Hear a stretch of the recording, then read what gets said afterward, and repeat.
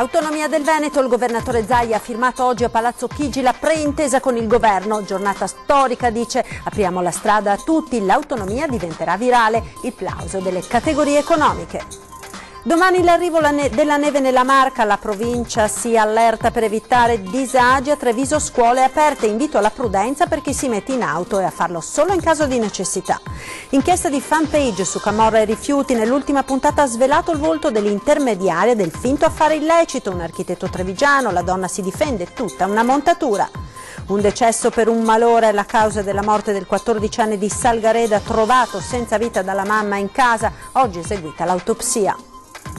Inseguimento tra rapinatori e carabinieri lungo la A28, i banditi arrivano a sfondare le sbarre del casello di Cordignano speronando l'auto dei militari. Chiusura di consiglio comunale assai movimentata ieri sera a Palazzo dei 300 con una lite dai toni accesi tra la consigliera Caldato ed il vice sindaco Grigoletto. La provincia di Treviso presenta la ripartizione degli 11 milioni di euro ricevuti da Roma per l'edilizia scolastica, i lavori soprattutto per gli interventi antisismici. Sono briciole, dice il presidente Marcon. Buonasera e ben ritrovati con il TG di Treviso. In primo piano l'autonomia del Veneto, perché questa mattina a Roma il governatore Zaia ha firmato la preintesa con il governo. Giornata storica, dice, apriamo la strada a tutti, l'autonomia diventerà virale e arriva il plauso delle categorie economiche. Sentiamo.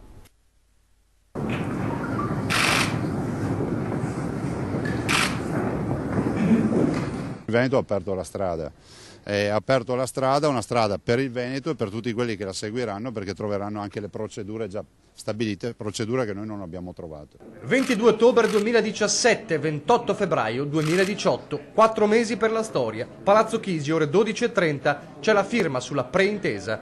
Zaia scrive con la stessa penna bic con la quale aveva indetto la consultazione diventata plebiscito per il sì all'autonomia del Veneto. Per scaramanzia, fa sapere via Twitter pochi minuti prima del momento della svolta. Il sottosegretario Gianclaudio Bressa riceve Zaia, Maroni e Bonaccini, Veneto, Lombardia ed Emilia, ma all'uscita i flash sono tutti per il numero 1 di Palazzo Balbi. Una giornata super storica, direi che è un grande obiettivo, il punto di partenza, un punto solido, abbiamo messo i piedi sul terreno solido e da qui non si può che andare avanti, non si torna indietro. Abbandonata la spesa storica, si fa bisogni standard, con partecipazione su più aliquote e tributi, le 23 materie, quelle previste dalla Costituzione, e poi ovviamente la costituzione della Commissione paritetica, che è un'istituzione che già esiste nelle province autonome di Trento e Bolzano. Non si torna indietro, cristallizzata la via sulle prime 5 materie, guardando avanti. Noi abbiamo 5 tavoli già aperti che non si dichiarano conclusi ma semplicemente aperti con già delle risultanze. Sono per la sanità, per l'istruzione, per l'ambiente, per il lavoro e i rapporti con l'Europa. Continueremo il lavoro anche su questo fronte, aprire gli altri 18 tavoli e quindi poi chiudere l'intesa. Si è definito che l'intesa che andremo a portare in Parlamento sarà un'intesa che dura 10 anni, poi verrà rinnovata e ci sarà un tagliando all'8º anno. Plauso da più parti e non solo politiche. L'Anci Veneto soddisfatta perché intravede maggiore autonomia anche per i sindaci, le categorie economiche una migliore distribuzione delle risorse. E per Zaia quella di oggi è una pietra miliare che lascerà il segno. Ma guardi, io penso che diventerà virale l'autonomia, che esattamente era nelle corde dei padri costituenti. C'è Bressa e non Gentiloni a chiudere il tavolo, un'occasione persa, dice Zaia, ma oggi non è il giorno delle polemiche. E Bressa conferma, quello di oggi è soltanto il primo passo, siamo partiti con 3 regioni, speriamo sia solo l'avanguardia. Io quello che potevo fare a nome del governo l'ho fatto, ora la palla passa al prossimo Parlamento. Ma Zaia avverte. E qui si vede la forza del nostro referendum, quindi oggi c'è di mezzo un popolo che ha dato un'indicazione, per cui per noi non si torna indietro, a prescindere da maggioranze, da larghe intese, piccole intese o altre robe del genere, noi vogliamo l'autonomia. Arrivano le reazioni, la firma della preintesa sull'autonomia di Emilia-Romagna, Lombardia e Veneto sancisce l'affermazione del principio federalista ed il definitivo tramonto dell'inattuabile programma secessionista della Padania. Lo afferma in una nota il segretario regionale del PD Alessandro Bisato. Nel 2001, 17 anni fa, prosegue Bisato, fu approvata la riforma del titolo V della Costituzione. Il centro-sinistra diede all'Italia un impianto federalista lista forte e coerente. Oggi è significativo che uno dei padri di quella riforma, il sottosegretario Bressa, rappresenti il governo alla firma dell'intesa con le 3 regioni. In una giornata per certi versi storica assistiamo al tramonto definitivo delle antistoriche chimere padane. E ancora dal PD il commento di Simonetta Rubinato: il giorno storico per il Veneto sarà quando una legge dello Stato riconoscerà l'aspirazione alla vera autonomia per la quale i cittadini hanno votato in massa il 22 ottobre, dice Simonetta Rubinato. Oggi prendiamo soltanto atto che il negoziato è iniziato con una preintesa siglata a pochi giorni dal voto. Infine Laura Puppato, che dice il vero merito va al governo Gentiloni per aver accolto le richieste delle regioni, al contrario di quanto fece il governo Berlusconi nel 2008, di cui faceva parte lo stesso Zaia. Ed ora il maltempo, dopo il grande freddo arriva la neve prevista abbondante per la giornata di domani. La Marca si prepara al Big Snow. Intanto il Comune di Treviso ha messo a disposizione anche un numero di telefono per le emergenze attivo 24 ore su 24, è lo 0422 658 340, 0422 658 340. Ma sentiamo.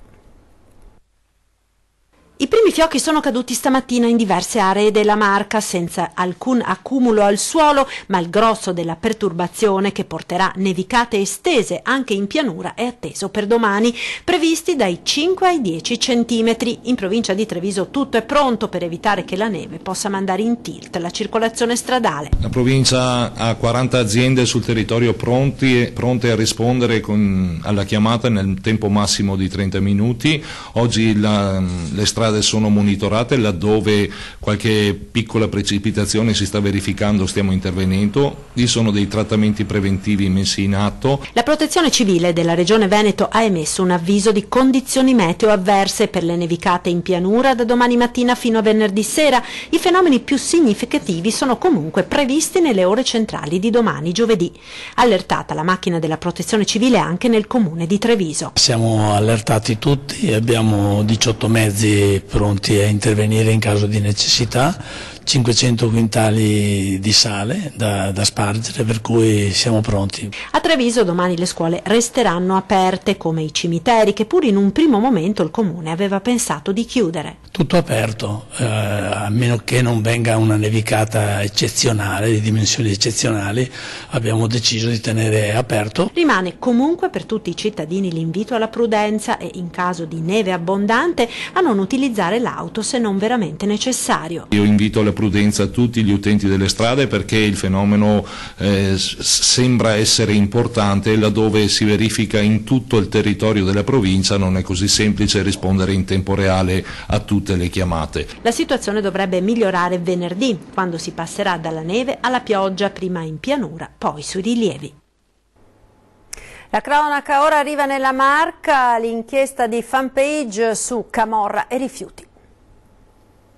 Anche se solo da rapina, possiamo pulire tutto, facciamo un po' di lavatrice, se non ne approfitti con queste operazioni servono, perché uno fa un po' da spazzino, butta via un po' di robaccia che magari c'ha lì di dubbia provenienza, o giri un po', a volte magari abbiamo qualche soldino che arriva un po' da... C'ho soldi proprio sporchi, sporchi, c'è sangue. Va bene. Le parole della bioarchitetta, sedicente criminologa nel settore ambientale, ricca di contatti con ambienti politici. Sarebbe lei, la trevigiana Maria Grazia Canuto, la dama di mezzo, l'intermediaria che il sito giornalistico online Fanpage mostra nella 4ª puntata della sua inchiesta Bloody Money, andata in onda ieri sera, sui traffici illeciti in Campania, traffici che si allungherebbero a nord-est, a Marghera.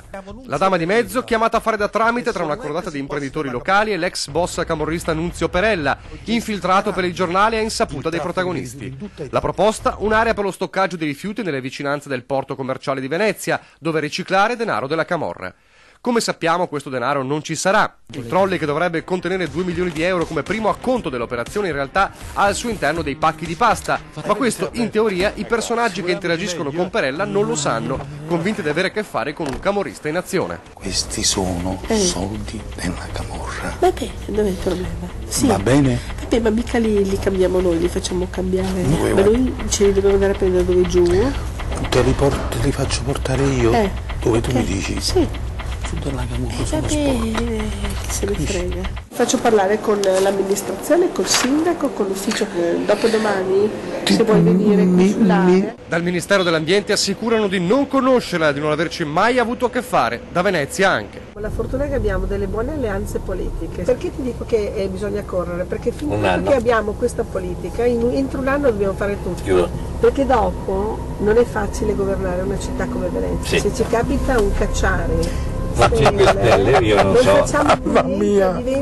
Diventa un parco tecnologico di quelli virtuali dove ci mettono piantine. Finita nell'occhio del ciclone, la trevigiana si difende. Stavo al gioco, avevo capito che si trattava di una montatura incredibile. Io ho accettato e portato avanti l'iniziativa perché volevo vedere fino a che punto intendeva arrivare quell'uomo per poi denunciare tutto. Ero già pronta, avevo già allertato i miei legali. Dunque, tutta una bolla di sapone, con la donna pronta a querelare. Questi sono soldi della camorra. Vabbè, dov'è il problema? E su questa vicenda alza la voce il Movimento 5 Stelle che invoca una commissione d'inchiesta per far luce sui risvolti veneti. Sentiamo. Il Veneto è la nuova terra dei fuochi, discariche abusive, camorra, infiltrazioni, purtroppo lo vediamo dappertutto ed è per questo che come Movimento 5 Stelle abbiamo richiesto subito una commissione d'inchiesta per le ecomafie. In attesa che la magistratura faccia il suo lavoro, la politica veneta deve muoversi autonomamente per ricercare la verità sui presunti traffici illeciti di rifiuti in laguna rivelati da fanpage. L'appello arriva dal Movimento 5 Stelle che chiede di aprire una commissione d'inchiesta. L'assenza di una progettualità chiara su Marghera, sostengono i grillini, fa in modo che proliferino le possibilità per la malavita di portare a compimento affari sporchi. Non si può andare avanti così. Oggi la politica deve ritornare a una politica sana che ha a cuore in primis la salute dei cittadini, l'ambiente e lo sviluppo per il mondo del lavoro. Altrimenti qua genereremo sempre più distruzione e non andremo da nessuna parte. È necessario un cambio di passo radicale, afferma l'ex sindaco di Mira Alvise Maniero, e a indicare la direzione sono gli stessi personaggi scoperti dall'inchiesta di fanpage. Dal video emerge una frase chiara: i camorristi e quelli che trattano i rifiuti hanno paura del Movimento 5 Stelle e dicono testualmente: sbrighiamoci a fare questo, dobbiamo farlo entro un anno perché se vince il 5 Stelle noi abbiamo chiuso. Ecco, noi i titoli non ce li diamo più da noi, ascoltate i camorristi, ascoltate di chi hanno paura e facciamoci due conti. Questa vicenda non ancora conclusa, argomentano i 5 Stelle, conferma anche che è necessario sviluppare le attività di indagine sotto copertura con alcuni interventi legislativi che proponiamo da tempo. Nel programma è previsto la figura dell'agente provocatore come strumento per scoperchiare fatti di illegalità o commistioni poco chiare tra politica, affari e imprenditoria. La cronaca: sarebbe stato un malore fatale ad uccidere Pierpaolo, il 14enne trovato privo di vita nella sua casa a Salgareda. A stabilirlo optico eseguito oggi pomeriggio dal medico legale Alberto Furlanetto. Il ragazzino era stato trovato a terra con una ferita lacero-contusa alla tempia, ferita che si è procurato cadendo a terra davanti agli occhi del fratellino più piccolo. La disperazione della mamma e dell'intera comunità che si è stretta al dolore della famiglia. Uno psicologo intanto ha parlato in queste ore con i compagni di classe di Pierpaolo che frequentava il liceo artistico a Treviso. Tutti sono sotto shock e con tante domande che oggi hanno trovato una prima risposta. Pierpaolo è morto per cause naturali. E un altro giallo a Sernaglia della Battaglia, dove una 92enne è stata trovata dal nipote priva di sensi a terra. Sentiamo. È stata trovata priva di sensi a terra dal nipote che ha immediatamente chiamato i soccorsi. La donna, 92 anni, è stata ricoverata in ospedale in condizioni serie. A terra chiazze di sangue, un giallo che i carabinieri stanno cercando di risolvere. Cos'è accaduto in via Trevigiana? Nulla escluso. Potrebbe essere stato un malore e poi essere caduto a terra come un'aggressione. Certo è che sulla credenza c'erano alcune banconote che nessuno ha toccato. Sul posto sono arrivati gli uomini della scientifica che hanno effettuato tutti gli accertamenti ed i rilievi all'interno dell'abitazione. Non sarebbero stati riscontrati segni di effrazione a porte e finestre, né sarebbero stati saccheggiati armadi e cassetti. La donna, suocera del sindaco di Farra di Soligo Giuseppe Nardi, probabilmente aveva tentato di trascinarsi fino al bagno. Ogni pista viene valutata attentamente. A trovarla, come detto, il nipote ieri sera. Dai primi accertamenti l'anziana sarebbe rimasta a terra sul pavimento diverse ore. Le indagini sono in corso. Lei in ospedale non sarebbe ancora riuscita a raccontare cosa sia accaduto. La fuga e l'inseguimento in autostrada lungo la A28 è accaduto alle prime luci dell'alba. I 3 malviventi a bordo di un Alfa Romeo rubata a Reggio Emilia avevano messo a segno dei colpi nel Pordenonese, ma sono stati sorpresi dai carabinieri. Ne è nato un inseguimento. Arrivati al casello di Cordignano hanno accelerato e buttato giù la sbarra, poi hanno speronato l'auto dei militari dell'Arma ed hanno fatto perdere le proprie tracce. I carabinieri, allertati dai colleghi, avevano infatti posizionato un posto di blocco appena fuori dal casello. Quando i ladri hanno visto il veicolo degli investigatori che bloccava loro la strada, hanno accelerato, distrutto la sbarra di chiusura del casello e centrato il veicolo dei carabinieri. I 2 militari a bordo fortunatamente sono rimasti illesi. L'auto è stata abbandonata poco dopo. All'interno è stata recuperata della refurtiva per un valore di svariate migliaia di euro e naturalmente è continuata la caccia ai malviventi. Noi ora ci fermiamo per qualche istante di pubblicità. Linea alla regia. A tra poco. Tiso. TG di Treviso, rieccoci in diretta. Chiusura di Consiglio Comunale assai movimentata ieri sera a Palazzo dei 300 con una lite tra la consigliera Caldato ed il vice sindaco Grigoletto. Sentiamo perché.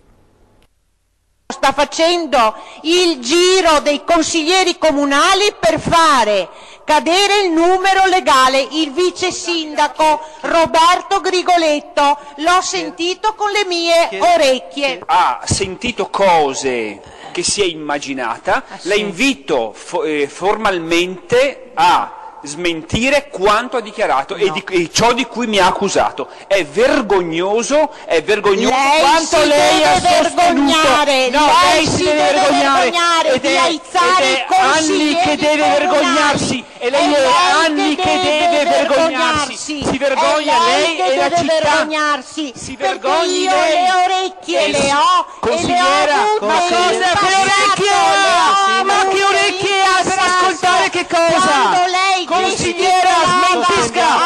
Consigliera, smentisca!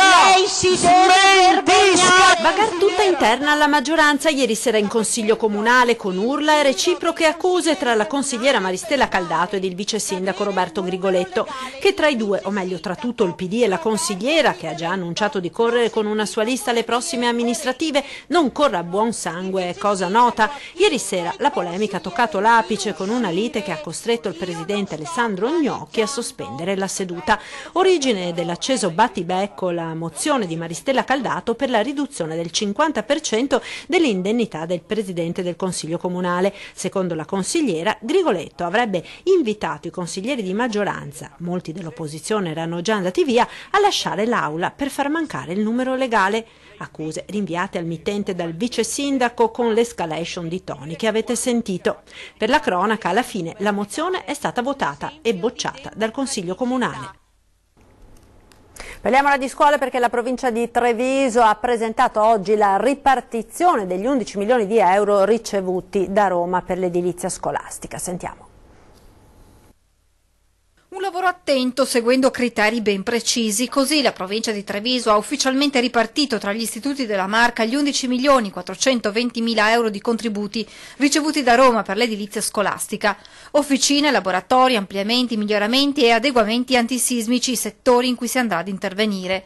Nello specifico, oltre 4 milioni verranno impiegati per la manutenzione straordinaria, poco più di 5 milioni per le ristrutturazioni. Di mettere i soldini su alcuni interventi risolutivi, dove pensiamo che non si debba tornare in futuro. Quindi uno degli interventi più importanti riguarda il Sartor, che sono 2 milioni che sono vincolati. Poi abbiamo interventi importanti anche a Vittorio, dove abbiamo messo 2 milioni, anche lì c'è un ampliamento importante, e poi vogliamo risolvere la questione del Maffiolo di Castelfranco. A questi vanno aggiunti gli interventi in un'altra ventina di istituti scolastici trevigiani. Si tratta però solo di una parte dei lavori che la provincia avrebbe voluto mettere in atto e per i quali aveva chiesto a Roma un contributo di 29 milioni di euro, ricevendone però 11. Fossimo arrivati almeno a 20, credo che la risposta sui territori sarebbe stata di gran lunga superiore, ma non ci siamo fermati qui, abbiamo già in mente di fare altre indagini e di richiedere, di battere in una cassa, di portare a casa ulteriori soldini per il prossimo anno. Quanto ottenuto è dunque poco meno della metà di quanto richiesto. Il presidente Marcon parla di una questua a fronte dei soldi che ogni anno l'ente lascia nelle casse nazionali. Il 70% di quello che il trevigiano paga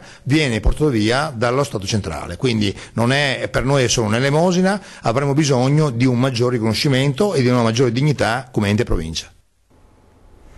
Il CIPE, il Comitato Interministeriale per la Programmazione Economica, ha deciso di finanziare con €1 milione il progetto di valorizzazione del Museo di Santa Caterina di Treviso. Una notizia accolta con entusiasmo dall'amministrazione comunale, visto che si tratta di una cifra pari al premio messo in palio per la città capitale della cultura 2020. Un'altra buona notizia per Treviso e per i trevigiani, un finanziamento che premia l'impegno della nostra amministrazione comunale, ha commentato a caldo il sindaco Giovanni Manildo.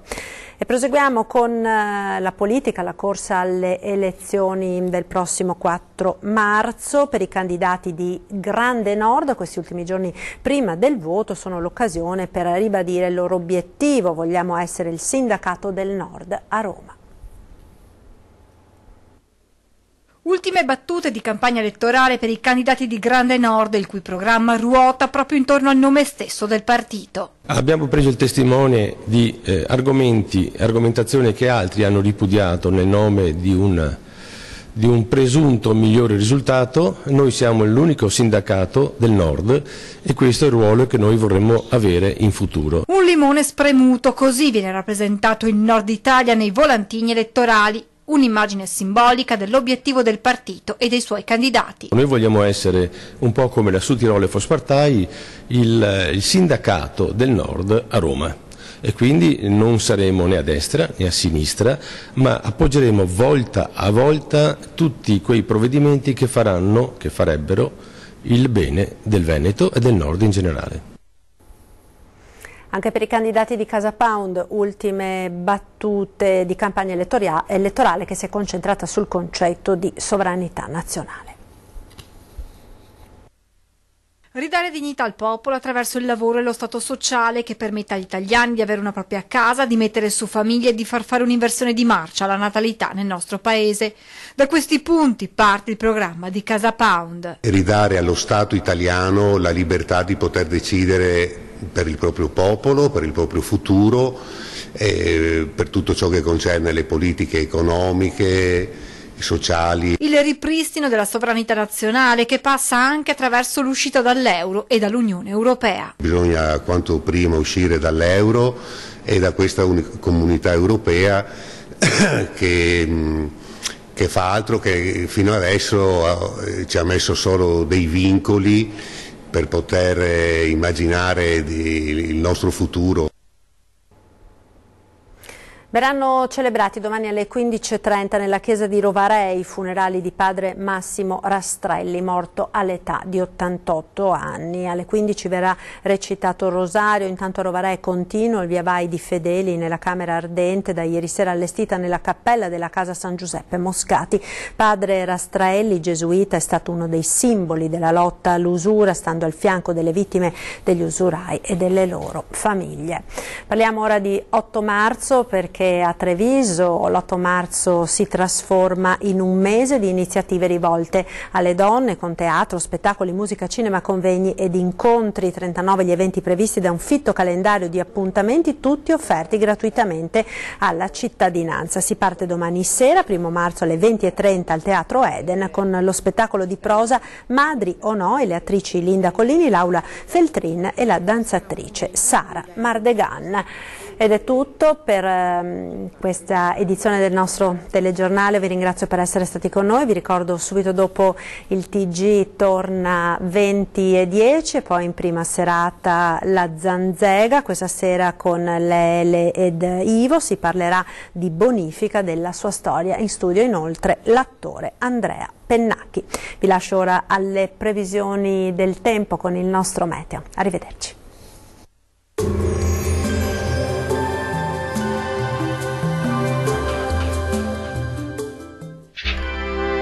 Tremonti, attrezzature e materiale per saldatura professionale a Montebelluna.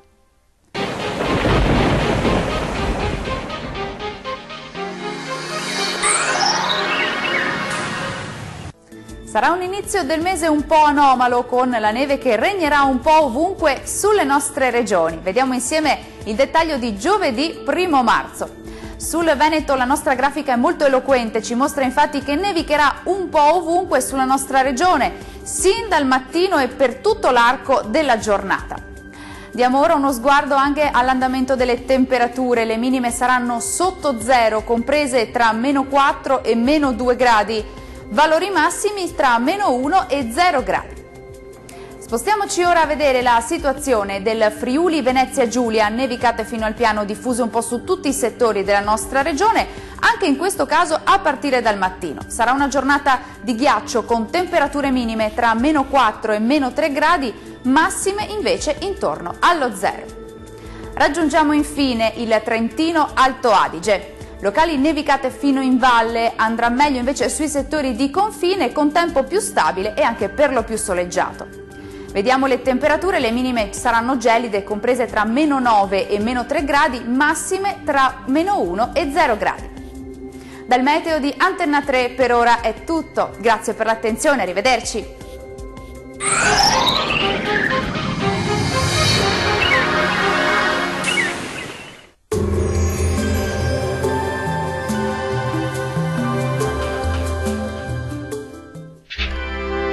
Tremonti, attrezzature e materiale per saldatura professionale a Montebelluna.